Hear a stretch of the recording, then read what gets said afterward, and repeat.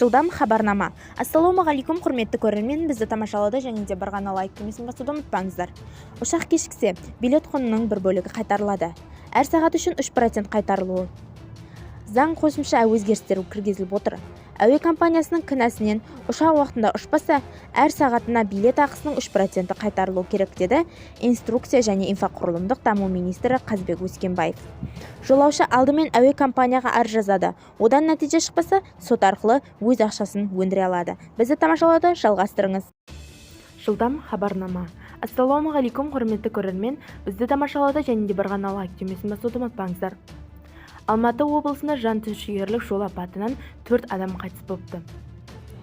Жол апаты Алматы Кеген ТЮП тас жолында болған. Toyota автокөлігінде 50 жастағы жүргізуші қарсы бетке шығып, Mitsubishi автокөлігімен соқтығысқан.